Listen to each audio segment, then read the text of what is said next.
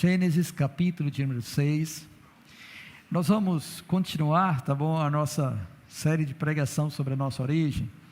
E eu pedi à igreja domingo passado, também na quarta-feira, que pudessem ler em casa os capítulos de 6 a 9, tá bom?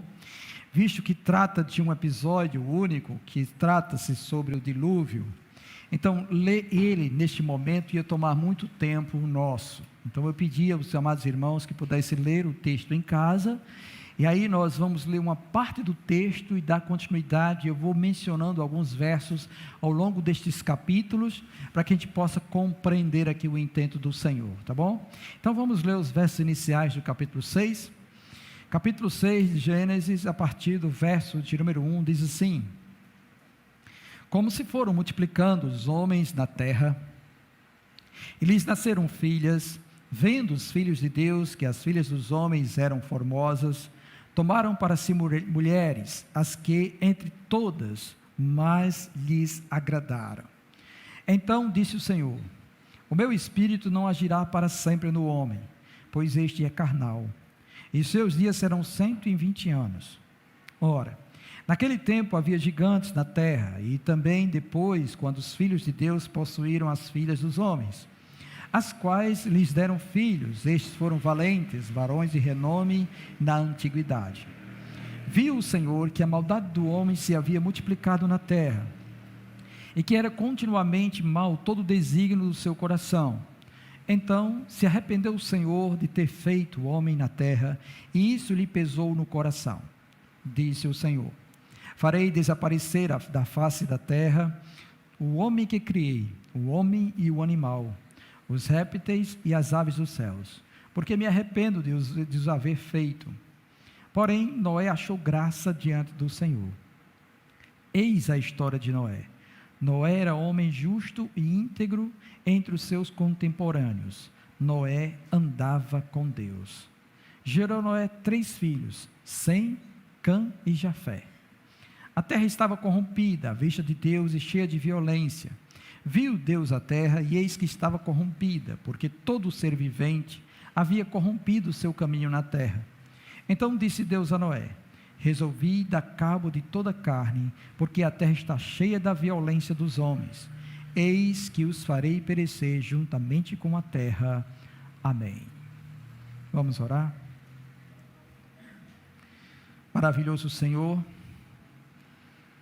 nós rogamos a Ti, Senhor, que o Senhor ilumine a nossa mente nesta hora, para entender, Senhor, a Tua palavra e poder, ó Deus, aplicá-la à nossa vida, ao nosso coração.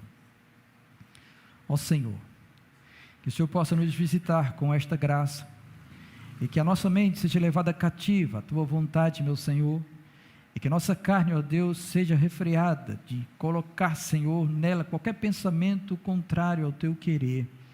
Que o Senhor, ó Deus, possa, Senhor, nos instruir e revelar sua verdade ao nosso coração, nos alimentando, Senhor, por meio dela.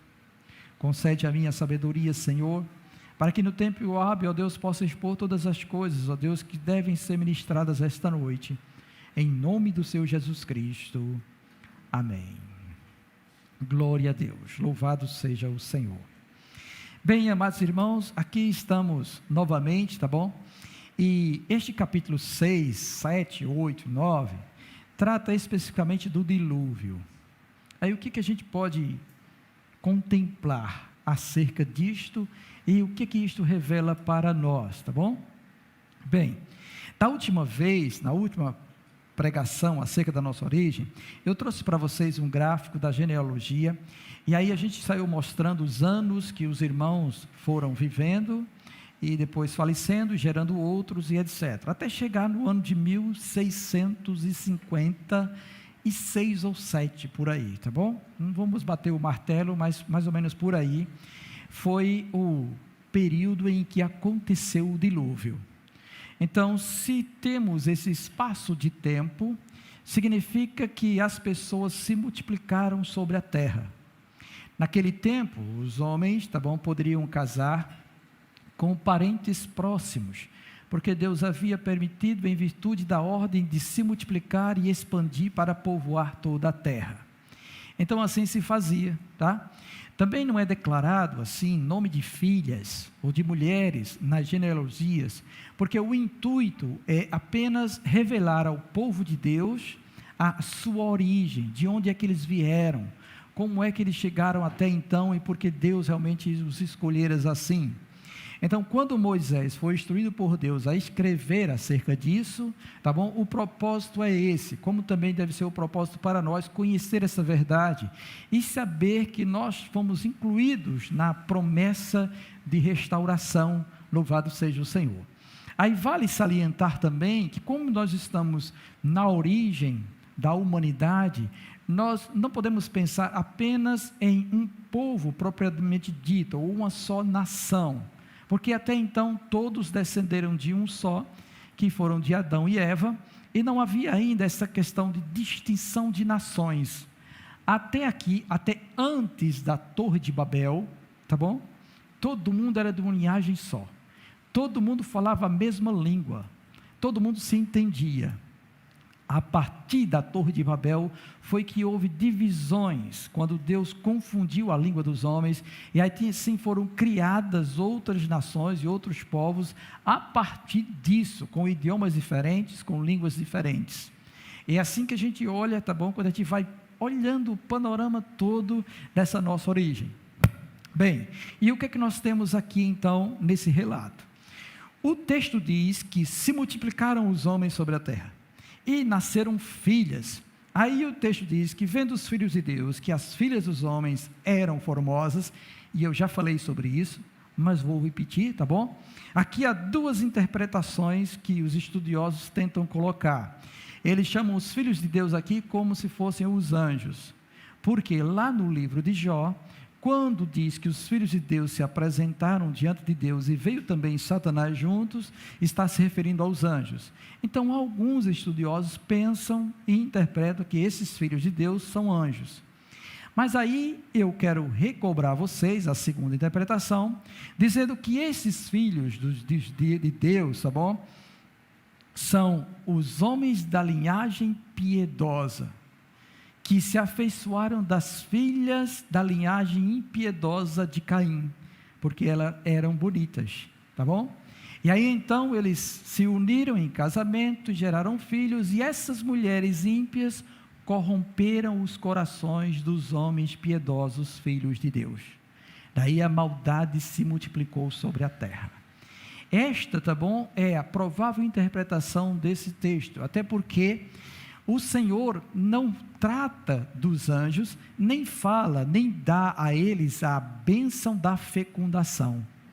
E como disse o próprio Jesus, tá bom, que depois da nossa ressurreição nós seremos como anjos, e que anjos não se dão em casamento, então nós entendemos que anjos não têm capacidade de gerar ninguém. É inconcebível que um anjo ele se transforme num ser humano e tenha capacidade reprodutiva. Deus não deu, não concedeu isso para eles, tá bom? Aí diante disso que eu acabei de falar, desse casamento dos filhos de Deus, da linhagem piedosa com as filhas dos homens, que é a linhagem impiedosa, então as mulheres enfeitiçaram a cabeça dos maridos e perverteram eles. Mulher pode fazer isso, irmão? Vocês já viram casos em que mulher perverte o coração do homem? Talvez alguma mãe já sofreu, né, com uma nora ruim, que enfeitiçou o coração do filho dela, e colocou o filho contra a mãe, tirando ele de casa, coisa parecida, não é?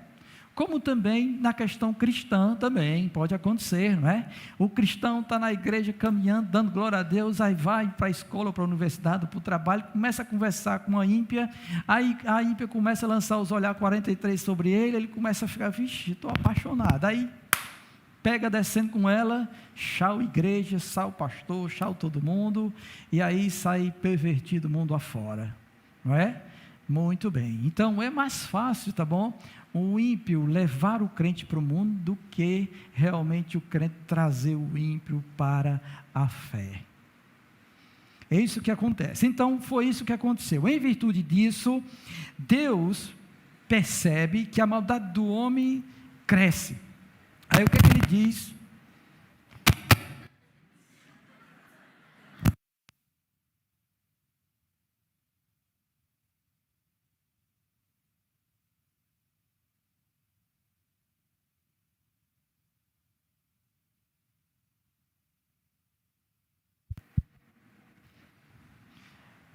que é que acontece então? Desculpem, irmãos.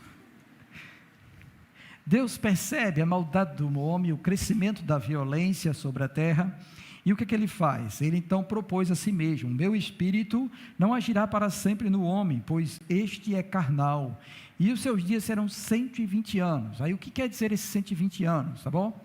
No dia em que Deus olhou e pensou acerca disso, os estudiosos atentam que esse deve ser o período da longanimidade de Deus até a construção da arca. Não é que a arca demorou 120 anos, não, é que quando Deus decidiu destruir o homem, tá bom? Ele deu um período de 120 anos, para que se porventura alguém pudesse se arrepender em meio a esse período da construção da arca. Isso também está descrito lá na carta de 2 Pedro, quando Pedro fala sobre esta verdade da longanimidade de Deus, enquanto Noé estava construindo a arca. Tá? E outros vão pensar que Deus determinou que o ser humano só ia viver 120 anos. Se isto for a real interpretação, tá bom? Se isto for a real interpretação, então a gente vai ver que após o dilúvio não foi logo assim. Por quê? Porque existiram homens que viveram mais de 120 anos. Abraão viveu 175 anos, Isaac viveu 180 anos, Jacó viveu 145 anos, e assim alguns viveram mais de 120 anos.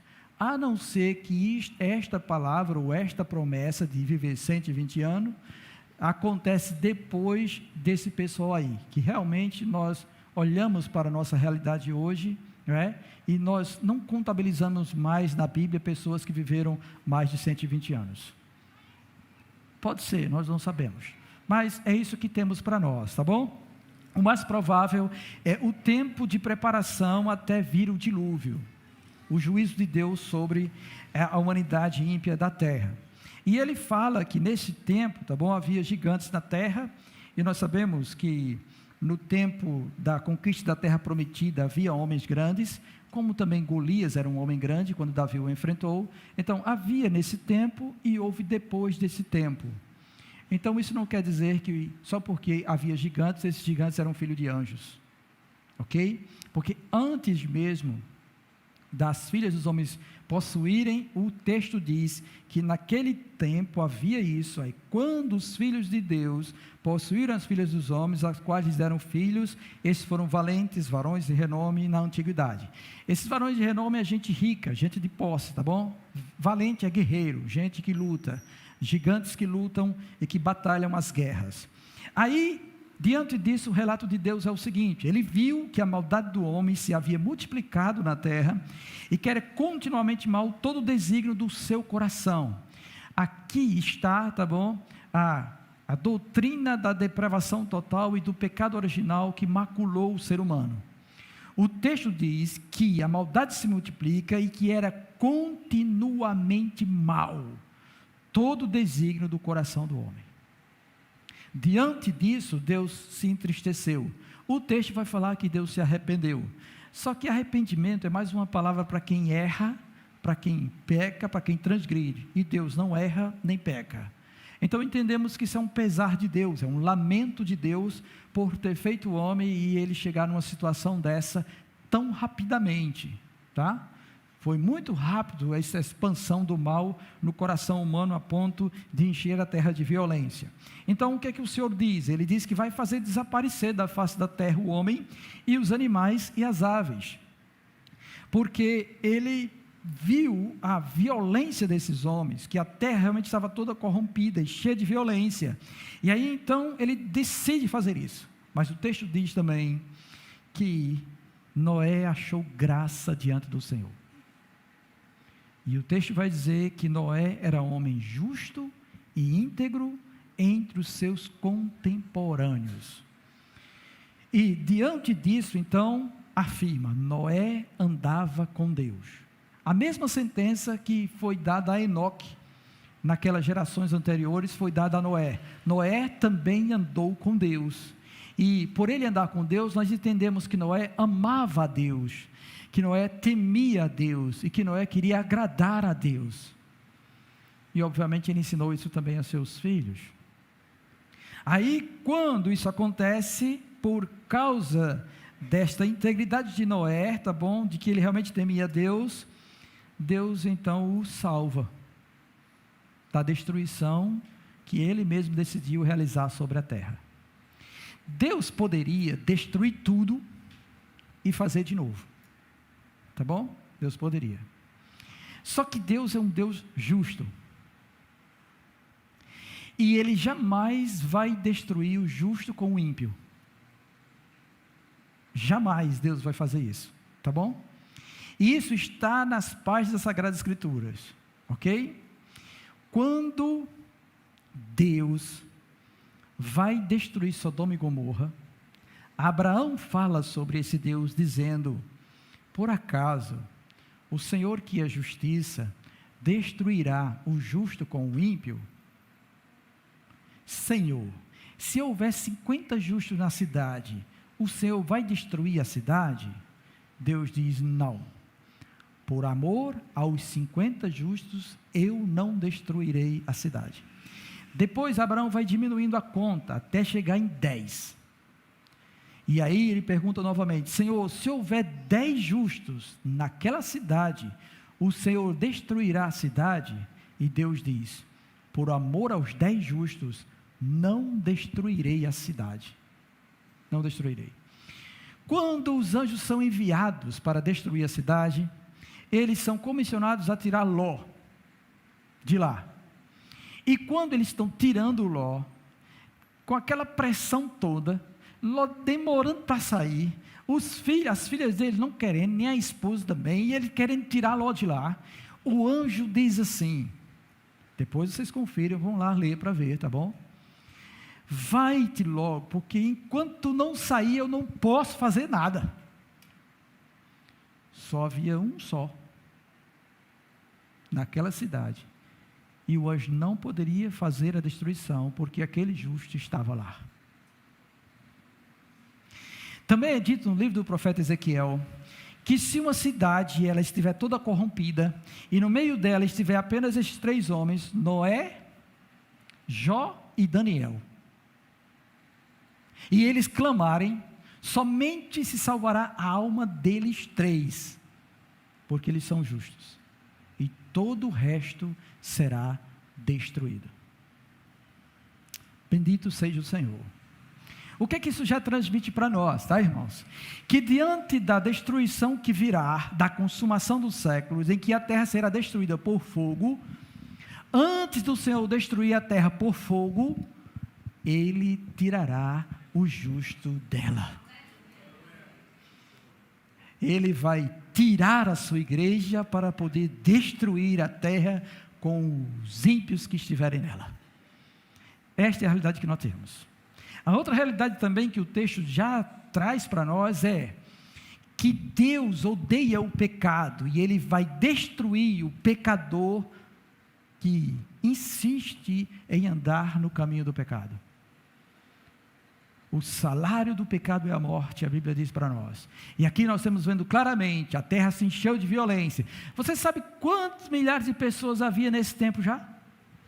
Havia milhares de pessoas nesse tempo. E todas elas andando para o mal, caminhando para a desgraça e para o pecado, realizando todo tipo de atrocidade e violência. E Deus está dizendo: vou destruir todos eles, eu vou destruir o pecado, eu vou destruir aqueles que andam pecando. E é isso que a gente vê aqui, e isso também é usado como exemplo para exortar a igreja e aqueles que andam na impiedade, lá na 2ª carta de Pedro, como também os outros juízos de Deus que Deus emanou no Velho Testamento, são mencionados na carta de Judas, para que todos atentem que o destino do homem ímpio, do pecador, é a condenação. Somente os justos serão salvos e entrarão no novos céus e na nova terra. Bendito seja Deus por isso. Aí, tá bom? Este é o panorama que nós temos aqui no início do capítulo 6. Aí qual é a ordem então de Deus para Noé? Para que ele fosse salvo, Deus ordena a Noé que faça uma arca. E diz a Noé, tá bom, qual é o tamanho da arca. Ele vai dizer que são 300 côvados de comprimento, 50 de largura e 30 de altura. Côvado, tá bom, é a distância da ponta do dedo maior que você tem na mão até o cotovelo. Isso é um côvado, tá certo? Aí, obviamente, dependendo da pessoa, há côvado maior e côvado menor, não é? O côvado da irmã Beta é menor do que o côvado de Yuri, não é? Então, em média, tá bom? Eles calculam aí de 45 a 60, 65, depende da pessoa. Aí, em média, fazendo os cálculos aí, deve dar assim, cerca de 30 metros por aí. Não, 150 metros, que são 300 côvados, né? Se botarmos uma média de 50 centímetros, dividindo por 2, dá 150 metros. 150 metros de comprimento, 25 metros de largura e 15 de altura. Haviam 3 pavimentos. Primeiro, o subsolo, o térreo e o primeiro andar na arca. Tá bom? Havia assim. Aí, Deus iria acomodar os animais ali dentro, parte da arca ficaria submersa, e quem quiser maiores detalhes de como é que Deus acomodou todo mundo lá dentro, vocês procurem lá no YouTube a palestra do professor Adalto Lourenço, que ele explica, tá bom? Como é que os animais foram acomodados todos lá. Mas basta apenas uma dica. Vocês sabem quando está chovendo muito e está escuro, né? O tempo está fechado e chovendo demais, o que é que os animais fazem? Se deita, se encura e dorme. Pronto. Só vai sair dali quando o sol aparecer de novo. Tá bom? Então eles têm mais ou menos uma hibernação por causa da temperatura, da escuridão. Eles se acomodam lá, não dão trabalho nenhum, vai tudo dormir até o dia que Deus quiser acordar, tá certo? Então foi isso que aconteceu. E aí, quando ele diz isso e coloca todas as coisas conforme ele menciona aqui para Noé fazer, Noé segue tudo direitinho, todas as ordens de Deus. Como vocês leram o texto, eu acredito que vocês sabem como foram os detalhes de cada um, tá bom?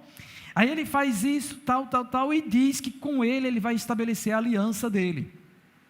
Ele vai entrar na arca com a esposa dele, os 3 filhos e a esposa dos 3 filhos. Ele vai entrar na arca com mais 7 pessoas. Apenas 8 pessoas foram salvas nesse tempo, diante de toda a realidade da humanidade daquela época. Por isso também que quando Jesus está pregando o Evangelho, ele fala que o caminho é estreito e são poucos que encontram esse caminho. Mas porque a porta é larga, são muitos que vão pela porta larga.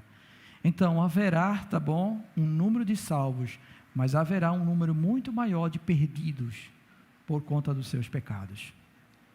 Bem, aí é isso que acontece no capítulo 6. Entrando no capítulo 7, depois que a arca está pronta, Deus dá a ordem a Noé, logo no verso 1, para ele entrar na arca, junto com toda a família dele, porque ele reconhece que Noé tem sido justo diante dele no meio desta geração.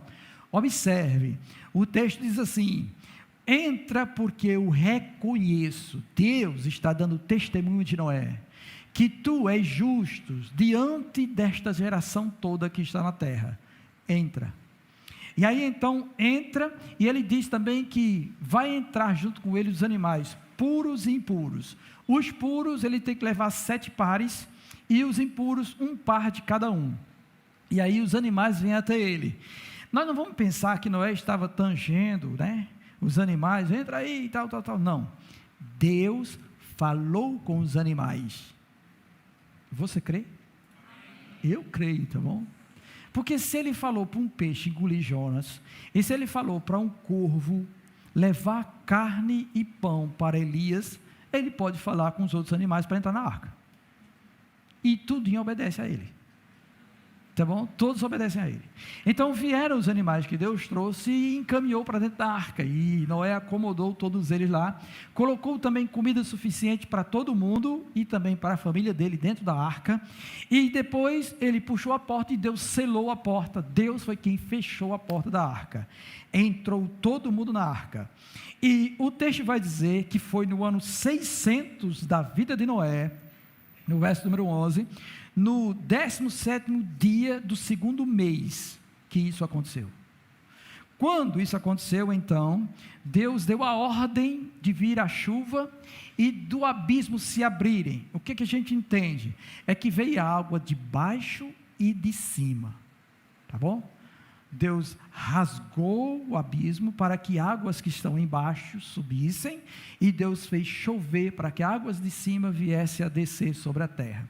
Foi a primeira chuva em toda a história da humanidade. Eles nunca tinham tido a experiência de chuva, tá? Por isso mesmo, o que acontece nesse pedaço que isso acontece? Bem, Noé está construindo um barco muito grande, é visível a todos que estão ali à volta. Com certeza chegaram para ele perguntando do que se trata, e ele deu testemunho do que Deus falava acerca disto, para que porventura algum daqueles pudesse crer e se arrepender, mas nenhum creu nem se arrependeu, tá bom? Nenhum creu nem se arrependeu. Talvez até zombassem de Noé, tá bom? Chamando ele de louco, algo parecido, porque ele disse que Deus disse a ele que ia chover, e eles nunca viram uma chuva, então não acreditavam que a chuva viria. Continuaram na sua vida ímpia, cometendo o mesmo tipo de pecado, casando-se, dando casamento. O próprio Jesus fala sobre isso também, acerca da sua segunda vinda, em Mateus capítulo 24, e Lucas capítulo 17. Jesus diz que no momento da sua vinda, todos estarão casando-se, dando em casamento e fazendo tudo o que bem entender, e de repente vem o sinal no céu, e aí quando a trombeta toca, o Senhor Jesus desce e executa o seu juízo sobre toda a humanidade que está presente aqui. Então, do mesmo jeito aconteceu com Noé, tá bom? Nesse período, Noé estava pregando para eles, construindo a arca, chamando a atenção deles, e quem era curioso vinha olhar e perguntava, Noé dizia. Então havia um testemunho disto, havia uma pregação. Ele era pregador da justiça de Deus, e o texto de 2 Pedro diz isso. Também a primeira carta de Pedro, no capítulo 3, também fala sobre isso. Noé era pregador da justiça de Deus, mas eles não criam, endureceram o seu coração e continuaram na sua perversidade, tá? Aí o que acontece? Surge então o rompimento das águas, começam tudo, e o texto vai dizer que a duração da chuva, tá bom, foi de 40 dias e 40 noites, 40 dias e 40 noites chovendo, e as comportas dos abismos se abrindo, e as águas subindo, e aí inundou toda a terra. O texto diz, tá bom, que as águas ficaram acima dos picos dos montes. Então, se a gente pensar que havia montes altos naquele tempo, é muita água, tá bom? É muita água. A água fez a arca flutuar, e ela começou a pairar sobre as águas até o dia que Deus determinou que as águas baixassem. Então esse foi o tempo. Quando isso aconteceu, tá? Que as águas prevaleceram sobre os montes, e o texto vai dizer que eles estão acima dos montes 15 côvados, ou seja, mais ou menos 7 ou 8 metros acima dos picos dos montes, tá? Aí, com isso, a duração disso tudo, chega a ser 150 dias, 150 dividido por 35, cerca de 5 meses, aí no capítulo 8, tá bom, vai dizer assim, no verso de número 4, no dia 17 do 7º mês, lembra que ele inicia no verso 11 do capítulo 7, do 2º mês, 17 do segundo mês, agora no capítulo 8, 17 do sétimo mês, 7 menos 2, 5, 5 meses, 150 dias, tá bom? As águas prevaleceram sobre as montanhas, e nesse dia a arca, ela encostou no Monte Ararat. O Monte Ararat, tá bom? É um monte que fica na Armênia. E ela é mencionada também, o Monte Ararat é mencionado também nos livros dos profetas também. Então, pousou lá, encostou lá, digamos que ela encalhou lá, tá bom? Encalhou no Monte Ararat e ficou lá. E agora nós estamos esperando as águas baixarem. Aí, ao cabo de 40 dias, Noé lança um corvo, ele voa e volta. Depois, passa 7 dias, ele solta uma pomba. E aí a pomba voa e também volta. Espera mais 7 dias e lança novamente a pomba. Aí a pomba volta e traz para ele, tá bom, um galinho de oliveira. Então ele entendeu que as águas estavam baixando. Ele aguarda mais 7 dias, solta a pomba de novo, a pomba vai e não volta mais. Então ele entendeu, tá bom, que as águas estavam descendo, estavam minguando, e que a porção de terra estava aparecendo, mas ainda não era o tempo. Passado isso, o texto vai dizer no capítulo 8, que no primeiro dia, no verso 13, no primeiro dia do mês, no ano 601, o dilúvio começou no ano 600, e agora nós já estamos no ano 601, quase um ano depois, porque foi no segundo mês do 600, e agora estamos no primeiro mês do ano 601. Um bocado de tempo, a terra cheia de água ainda, não é? Aí as águas secaram sobre a terra, mas Noé ainda não saiu da arca, nem os animais, tá? Quando isso acontece, Noé remove a cobertura da arca para que entre mais luz, tá bom? E ele percebe que o solo realmente está enxuto. Depois ele chega ao 27º dia do segundo mês. Então já faz 1 ano e 10 dias. Aí Deus dá a ordem para que ele saia da arca com a família dele e com todos os animais. Então, só depois desse período todo dentro da arca é que Deus dá a ordem para que ele possa sair. Todos os demais seres viventes, exceto os que vivem sob água, né, foram exterminados. Seres humanos e outros animais e aves, todos eles foram extintos. Só resta agora os que estão na arca e os seres humanos que estão na arca, que é Noé e a sua família.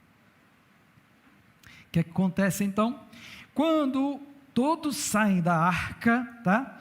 Noé, a primeira coisa que ele faz é ele levantar um altar e oferecer sacrifícios a Deus sobre o altar. O texto diz que ele oferece animais e aves limpas em holocausto ao Senhor, no verso de número 20. E no 21, Deus aspira o cheiro suave e diz consigo mesmo: não tornarei a amaldiçoar a terra por causa do homem, porque é mau o desígnio íntimo do homem desde a sua mocidade, nem tornarei a ferir todo o vivente como fiz. Então Deus, tá bom, agora resolve não destruir mais a terra como ele havia destruído pela água, mas ele ainda diz que há um desígnio mau no coração do ser humano desde a sua mocidade. Isto é o pecado original presente no ser humano. Mas antes de pensarmos sobre isso, vamos também olhar para a atitude de Noé. Noé oferece sacrifícios. A Bíblia não ensina, nem houve instrução acerca disso. Mas percebemos que Deus recebe isso. Ele entende que Noé está oferecendo uma dádiva ao Senhor pelo benefício de ter sido salvo. Ele e sua família. É o reconhecimento de um ser humano frágil, de que Deus é o Deus que realmente o livra e o preserva. E aí então ele resolve oferecer isso diante de Deus, e Deus recebe isso como aroma suave, ou algo agradável a Deus. E é isso que cada um de nós também devemos ter em mente, que Deus se agrada quando nós, tá bom, oferecemos nossos sacrifícios. Hoje nós oferecemos sacrifícios de louvores, sacrifícios espirituais que agradam a Deus. E não é somente louvor, é também ajudar os necessitados,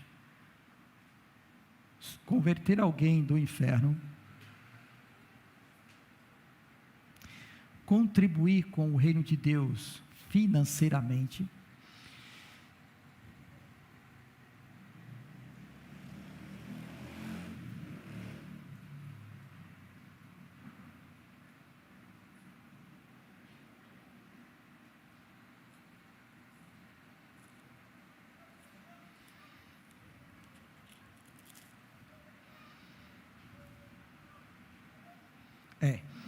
a prática do bem e a mútua cooperação. Isso está em Hebreus, tá bom? Capítulo 13, verso 15 e 16, tem 3 sacrifícios espirituais lá.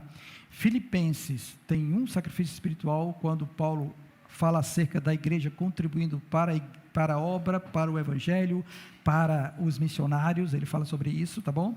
E em Coríntios fala da questão de ter alcançado alguém para o Senhor como sacrifício, apresentar alguém que foi evangelizado a Deus como sacrifício, ele fala sobre isso.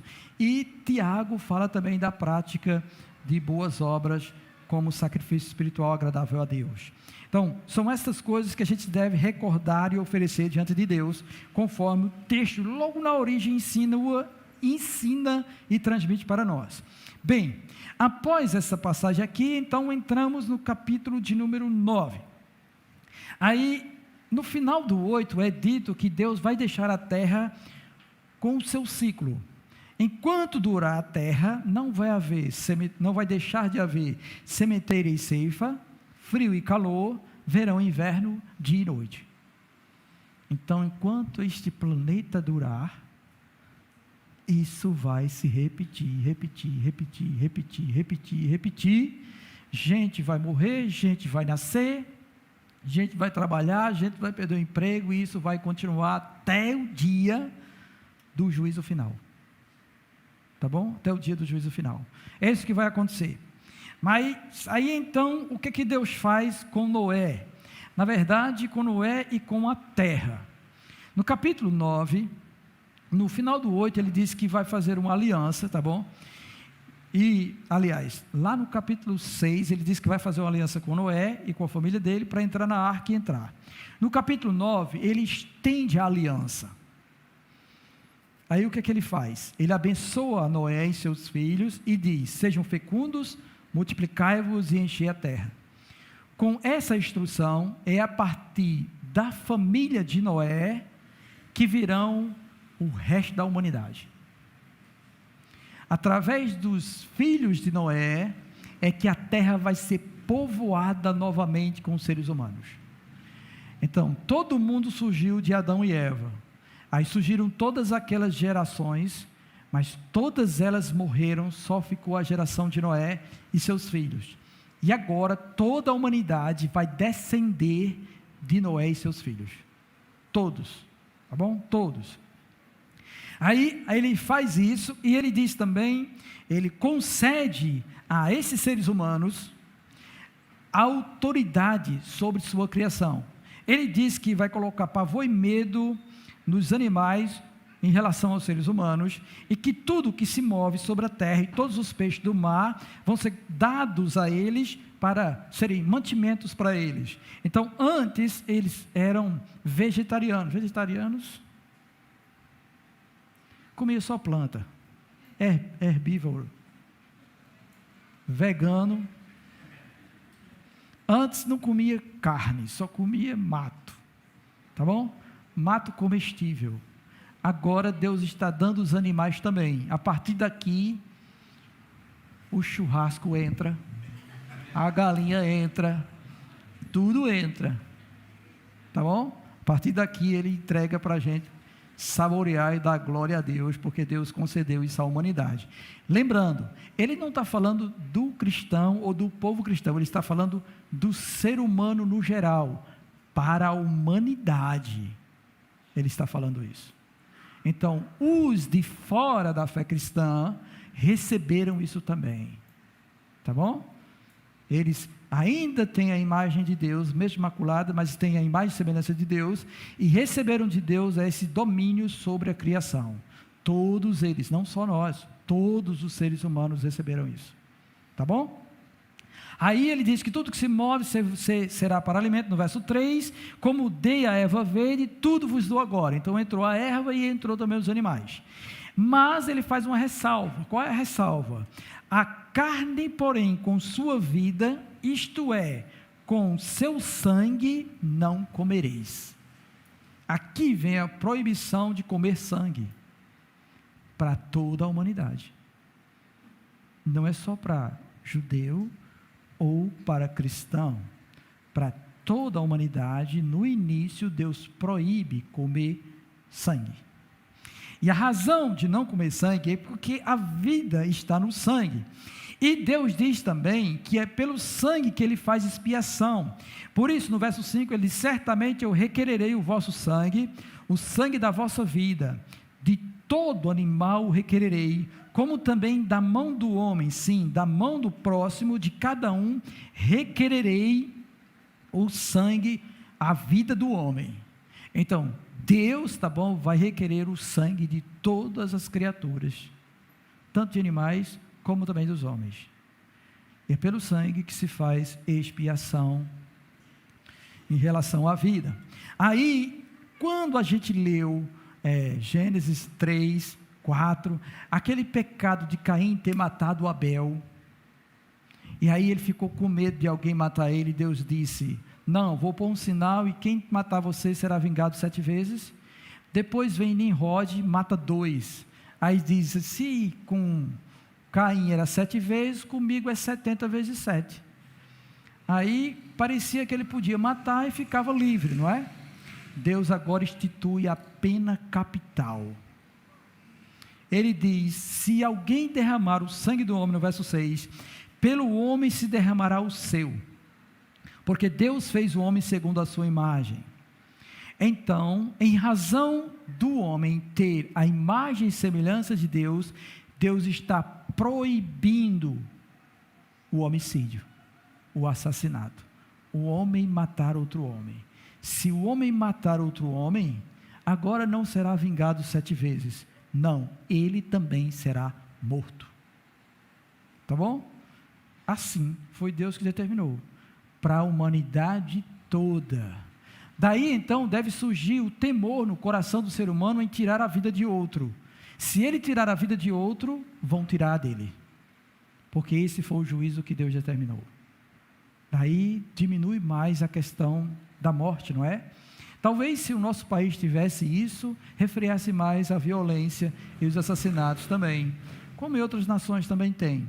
Mas o problema não é o mandamento, o problema é o pecado no coração do homem. Esse é o problema, tá bom?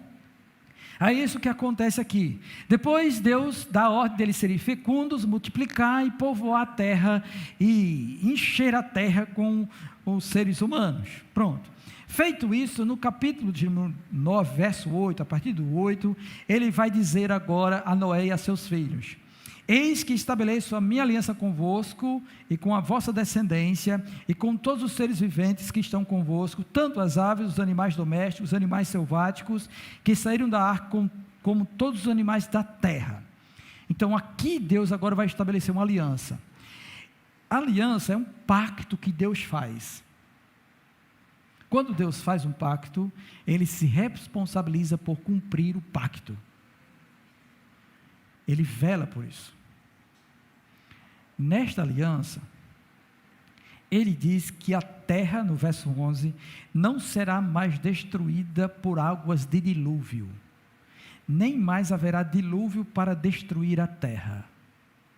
Então Deus não vai destruir a terra por águas, ou por meio da água, tá? E em virtude deles acreditarem nisso, ele coloca um sinal.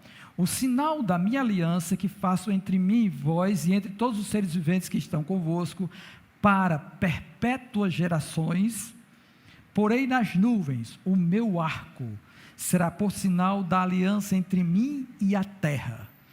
Que arco é esse? O arco-íris. Toda vez que nós estamos em um tempo que é nublado, que tem chuva, uma vez ou outra aparece o arco-íris, não é? para lembrar desta aliança que Deus fez com a terra, tá bom? Com a terra. Então, Deus, quando vê esse arco, lembra desta aliança e não permite que as águas caiam a ponto de criar outro dilúvio. Então, não vai haver outro dilúvio, porque Deus assim determinou, desde esse tempo. Mas é óbvio que, olhando para Deus, como ser onisciente que é, Deus não se esquece das coisas. Então, na verdade, esse sinal é para lembrar nós, e para lembrar esses seres humanos, e as gerações que viriam depois, ao ouvir o relato do dilúvio. Que quando as nuvens cobrissem novamente a terra, eles não ficassem apavorados com medo, achando que Deus ia destruir todo mundo de novo. Aparecia o arco. Quem ouviu a história que foi transmitida por Noé e seus filhos, e que via o arco e cria naquilo ali, descansava o coração. Sabia que Deus não ia destruir novamente a terra por águas de dilúvio. Tá bom? Tem a ver com isso. Daí também, esse sistema de aliança é implantado nos demais diálogos de Deus até nós, com Cristo. Aí, nós temos os sinais, né? Aqui é o arco. Ele é chamado de Íris. Íris é o nome de uma deusa, tá bom? Na verdade, é só arco. A gente chama arco-íris porque a gente já aprendeu de tanto chamar arco-íris, né? Mas não é de íris, não, é de Deus o arco. Tá bom? É um sinal. Quando Deus faz uma aliança com Abraão, Ele também estabelece um sinal. E o sinal da aliança de Deus com Abraão é a circuncisão. Eles teriam que circuncidar-se para que eles fossem membros desta aliança. Então, todos que eram crentes no Senhor e queriam ser povo de Deus, teriam que circuncidar-se. Como naquele tempo o pai era o cabeça e ele conduzia toda a família, ele não ia só, tá bom? Ele levava a família junto, então só precisava circuncidar o pai ou o macho, e o restante todo já pertencia ao Senhor. Ok? É isso aí. E assim ele faz, né? E esta aliança é mantida então em todo o Velho Testamento. Para ser povo de Deus tem que circuncidar. Quando chega Jesus, Jesus agora inaugura a nova aliança. A nova aliança de Jesus também tem um sinal. O sinal da nova aliança é o batismo. Quando o crente se batiza, ele está atestando essa aliança com o Senhor. Ele está dizendo: eu pertenço a esta aliança também. Não é que o batismo salva, não, é o sinal da aliança. E é por isso que os cristãos entendem que você passa a fazer parte da igreja quando você se batiza. Daí a importância de nós nos batizarmos, de nós realmente professarmos a nossa fé, e a instrução dada por Cristo também, de que a gente pregue o Evangelho a toda criatura, e aquele que crê, né, e for batizado, ou seja, ele se declara membro dessa aliança, ele crê realmente em Jesus Cristo, ele se predispõe a batizar-se, e aí ele entra, ele agora é atestado. Não que Deus não saiba quem são os seus, isso é para você confiar em Deus e na aliança que Ele fez, porque se Ele fez isso com a humanidade, colocou um arco no céu, toda a humanidade pode acreditar que não haverá mais dilúvio. E se nós entramos na nossa fé em Cristo e nos batizamos, cremos que estamos inseridos na nova aliança, nova e eterna aliança, pois não haverá outra, só essa. E você que não é batizado tem que correr, né? Se há oportunidade, você precisa correr, porque a ordem é essa, é uma ordem dele. Você não é da aliança, você não crê? Crê, então se batize, entre nisso com fé e com cabeça e com corpo, e dane-se dentro da água, e eis-me aqui, Senhor, eu sou membro da tua igreja, porque Ele deseja e Ele ordenou isso para nós, tá bom? É ordem de Deus para nós. Então acontece isso, tá? E Deus então estabelece isso, e o arco vai estar nas nuvens, e quando Deus vê todos os seres humanos da terra, todo ser vivente, vai haver paz e descanso. Ele não destruirá mais a terra. E este é o sinal que ele estabelece entre Noé e toda a carne sobre a terra, ou toda a terra. Acerca disso, não haverá mais destruição por meio da água, nem dilúvio. Passado esta aliança, então vem a parte final do capítulo 9, onde aparece agora os filhos de Noé. O texto vai dizer, tá bom, que os filhos de Noé que saíram da arca foram Sem, Cã e Jafé. Cã é o pai de Canaã. Às vezes a gente fica querendo entender porque Moisés coloca estas coisas. Novamente lembrando, ele está registrando para os israelitas compreenderem a situação deles, a realidade deles. Canaã é a terra prometida, tá bom? Que Deus prometeu que ia dar ao povo dele. Disse a Abraão que os descendentes iam prometer aquela terra toda que ele deu a Abraão, e ia prometer aos descendentes dele.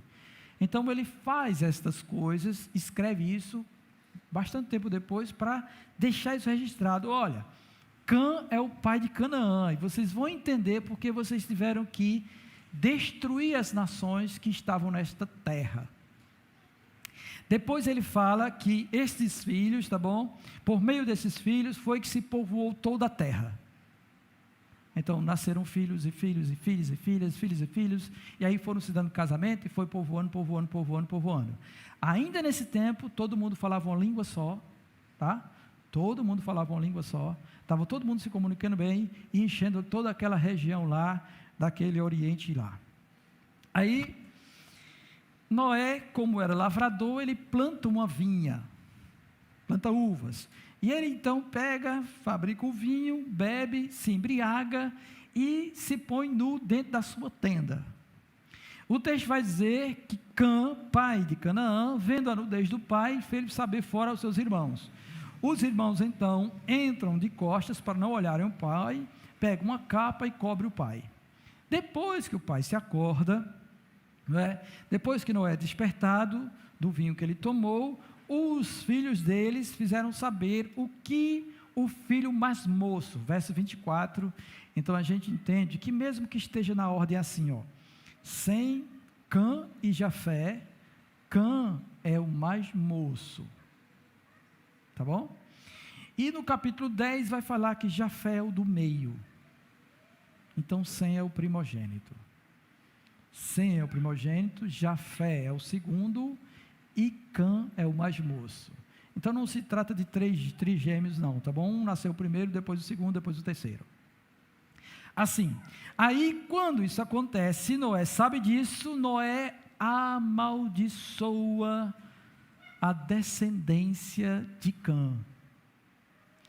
Ele não poderia amaldiçoar Cã, porque Deus abençoou Cã. E o que Deus abençoa, a gente não pode amaldiçoar. Então ele amaldiçoou a descendência dele. Canaã é descendente de Cã. Tá bom? Então houve uma maldição. E qual é a maldição? A maldição é que Canaã seja servo de Sem e também de Jafé. E aí ele abençoa a Sem e engrandece também, pede a Deus que engrandeça a Jafé, e que Jafé habite nas tendas de Sem. Quando a gente olha assim, que sentido tem isso, né? Que sentido tem isso? Bem, Deus já está assim, determinando o curso da história. Sem é de onde surgem os povos semitas, que é o povo lá do Oriente, da região de Abraão, de Ur dos Caldeus, subindo mais adiante da Babilônia. Aí precisava de um mapa para mostrar, tá bom? Os semitas, esses são os povos que Deus abençoou, para que por meio deles viesse toda a linhagem dos piedosos, até chegar em Cristo, tá bom? São os semitas. Já Canaã são aqueles povos que Deus, ele vê o nível de maldade deles e ordena ao povo de Israel que os destrua, porque eles estão na terra cometendo todo tipo de pecado e abominação. Aí, nessa descendência de Canaã, estão os amorreus, os jebuseus, os ferezeus, os quenezeus, tudo que é mencionado ali na história de Josué para frente, tá bom? Esses povos são os descendentes de Canaã, é a linhagem ímpia que será destruída. E os descendentes de Jafé criaram uma contenda com os semitas também. Esses aí são aqueles que são dos filisteus, que originam os filisteus, e que atualmente hoje é o pessoal da região da Palestina, e que está em constante conflito com Israel, próximo ali vizinho. Então, veja, irmãos, como Deus, ele é soberano, e ele escreve para nós tudo, e quando ele diz que tem o controle de tudo em suas mãos, é porque ele tem mesmo. Quando lá em Apocalipse diz que ele é o alfa e o ômega, ele é o princípio e o fim, ele sabe o começo de tudo e sabe o fim de tudo, e ele já realmente estabeleceu todas as coisas que têm que acontecer, até que se cumpra a sua palavra até o fim. E a gente percebe, tá bom, pelos escritos de Gênesis, logo nos inícios do capítulo de Gênesis, que o Senhor realmente está reinando sobre todas as nações, controla todas as coisas, e ele sabe a origem de cada uma delas e da impiedade delas também, e ele julgará todos, sem exceção, todos sem exceção, tá bom? Aí, diante disso aqui, depois que se passa tudo isso, fala-se então da morte de Noé. Noé, depois que passa o dilúvio, vive 350 anos, todos os dias de Noé foram 950 anos e ele morreu. E aí ficaram seus filhos 100. Na próxima ministração, que a gente vai entrar 10 e 11, leiam 10 e 11, tá bom? Eu vou trazer novamente o quadro da genealogia para que vocês possam ver. E Abraão, ele foi contemporâneo de Sem, o primogênito de Noé. Então Abraão ouviu falar do dilúvio. Abraão ouviu falar que Deus falou com Noé. Aí no capítulo 12, quando Deus fala com Abraão, ele crê. E ele vai. Porque o Deus que falou com Noé, falou com ele. Louvado seja Deus por isso, bendito seja Deus por isso. E aí a gente vê o fluxo todo acontecendo, e Deus controlando todas as coisas, e informando para o seu povo como tudo se sucedeu. Por isso que a nossa fé não é um salto no escuro, é uma crença na realidade, na verdade de Deus, e que Ele escreveu em sua escritura para nós. Bendito seja o Senhor por isso. Agora lembremos o seguinte: Deus odeia o pecado, e Ele vai destruir o pecador que vive no pecado, e somente os justos serão salvos.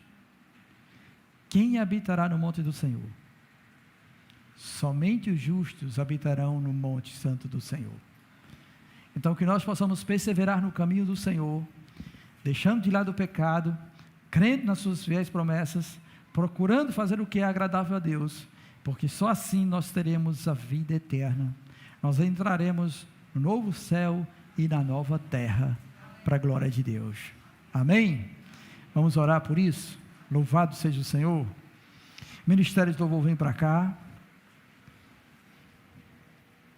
Oh maravilhoso Deus, eu te agradeço, Senhor, por esta noite, por tudo, ó Deus, que trouxestes ao nosso coração, Senhor, como revelação de tua verdade, para que, enriquecidos com a tua sabedoria, possamos caminhar firmes, ó Deus, olhando para Cristo, o autor e consumador da nossa fé, e crendo, ó Deus, em tua palavra. Nos ajuda, Deus, a manter firmes a nossa confissão, e caminharmos, ó Deus, em integridade, em justiça e em temor diante de ti, para sermos achados justos diante do Senhor, testemunhando, ó Deus, a verdadeira transformação que realizaste em nosso ser. Abençoa, Deus, o teu povo e seja o Senhor glorificado, em nome do Senhor Jesus Cristo. Amém.